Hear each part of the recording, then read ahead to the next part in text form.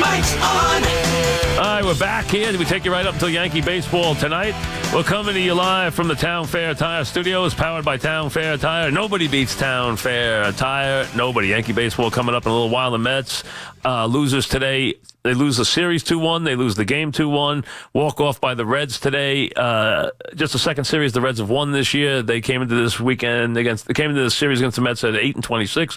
They win 2 out of 3. So the Mets today don't hit, and now they get a day off. Then they're playing in Philly. They won't have Bruce on Friday. They might not have Cespedes on Friday. They don't have Frazier on Friday. That's just the start of things. So boy, it is ugly right now. It really is.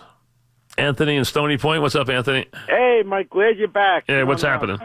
I just want to tell you, watching Vargas pitch is like watching an old-timers game. It's freaking disgusting. It is bad. I mean, it's ridiculous. I mean, bad enough they're not hitting. Cespedes is with the quad again. I mean, it's like, 2 weeks ago, what were they, 9-10 games over 500? And now, what are they, 1 game over? Yeah. I mean, this is the first series that the Reds won all year. I mean, it's crazy. It's crazy. I don't know where... They're just a bad team. I mean, listen, it's just they're over 500, so it doesn't look as bad as the record doesn't look as bad as it feels. It feels much worse because they're so inept right now. Ryan in Bronxville, what's up, Ryan? Thanks for coming back, Mike. Thank you. What's up? It's so much better.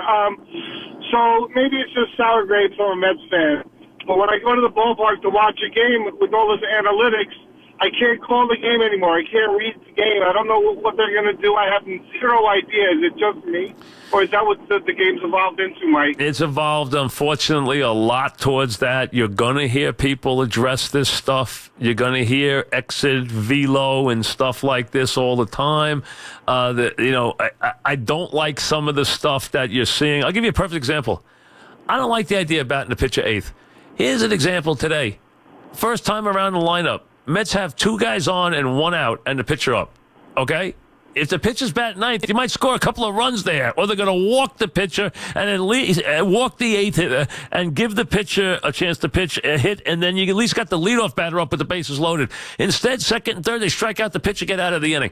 I hate doing that. I hate this idea of doing that stuff. You know that? You bunch of hitters together for a reason.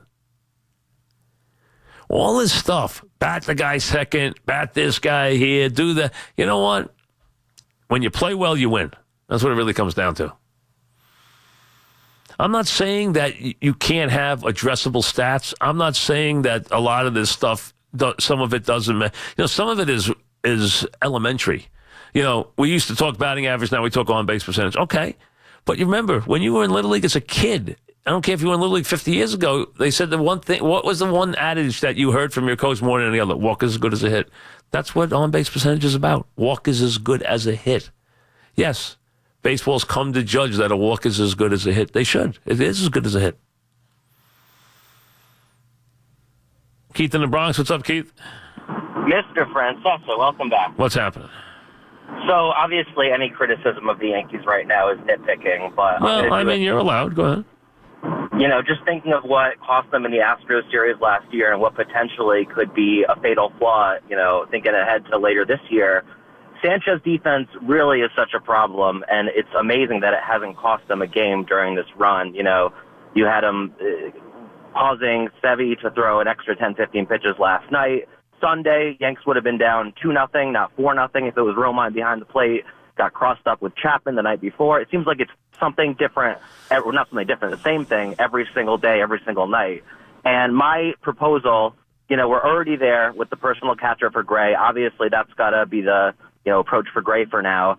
I think Romine has got to catch for 50% of the games, and you stick Sanchez at DH, and it sends a message that he's got to get better. Romine is an underrated, underutilized player. He's not an automatic out. He's a great receiver, and every time they've given him a shot, he's hit a little bit. He's hit in the clutch. And if you just keep rolling Sanchez out there day after day, I don't see how he improves. I think you need to, make a statement that it is a problem and, give some motivation for him to earn the catching time that, he's not playing like he deserves. And, he would be the best full-time DH in all of baseball. And I think it also sends a message that is a real possibility if this doesn't improve. What do you think, Mike?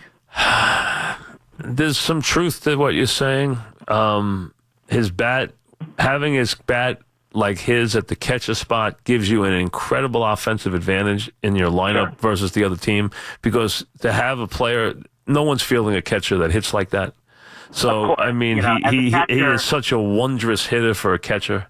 He's a tremendous hitter for anybody. It's almost like a Mike Piazza situation again.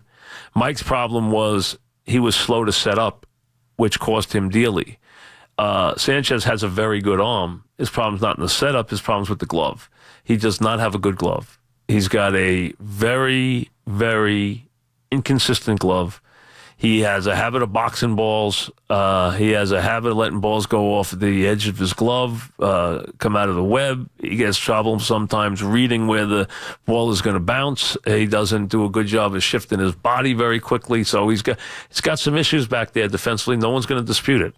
And he does have a good throwing arm. He's a very good throwing arm, as a matter of fact. And I don't think his calling of the game is anything to worry about. But I think his ability to use the glove, just the glove, is his Achilles heel. I mean, that is his weakness, and that's what he's got to work on. He has to work on the glove. He's got to work on being a softer receiver. He's got to do a better job of framing pitches. But more than that, he's got to do a better job of making sure he catches the ball and keeping the ball in front of him. The Mets caught a very big break in the inning where Wheeler got out of it in the sixth because the catcher actually had missed the ball and it hit the umpire. If it didn't hit the umpire, they would have scored a run, the Reds there. So they actually caught a break there. Sometime you do, you know. Tom in Riverhead. What's up, Tom? Hey, Mike. Welcome back. Thank you. What's happening? Mets culture. Do you think the whole culture of the organization is just starting to show even more? I mean, Harvey has his issues, but it's not just him. Now these guys have injuries. It's like the same old story. I mean, it starts at the top a little. What do you think? I think they have a lot of issues. They've sprung a lot of leaks, and they don't have a lot of answers for their leaks. They lost their catches. Their catches weren't great anyway, but they lost their catches, and now they've tried to fix the catching spot, and it has been a disaster. They don't have pitching behind the big two, and the big two have been off their games. And they don't have any pitching behind the big two. And their middle relief is weak. And you have nobody hitting. And they don't have any speed. And you're not getting a lot out of Bruce or the shortstop or Reyes or, go down the line. I mean, Cabrera's the only guy who's really hitting. Conforto's doing nothing. I mean, you look at these numbers. Gonzalez has been okay, but really he's done it in a couple of games and a couple of spots. I mean, to me, the Mets have 12 problems and maybe 2 answers. Joe and Deal, what's up, Joe? Hi, Mike. Needless to say, this Met team is despicable right now. But, I mean, I know everybody loves getting on Wilpon, but could you misappropriate funds any more than Sandy has done with this team? I mean, just these signings, and it's just the same thing over and over.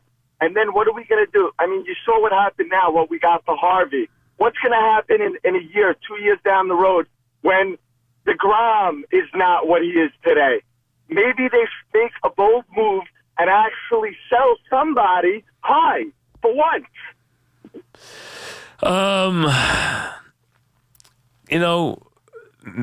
You could do that. It will cast such a pall over this organization, though, because it's going to be a long road back. And it might be the only answer. You might be right. You hope that they can somehow make some recovery. I mean, I'm not hopeful of a recovery. I think once they go below 500, they're going to stay there. I really believe that. I mean, I hate to say that in early May, but I believe it. Back after this.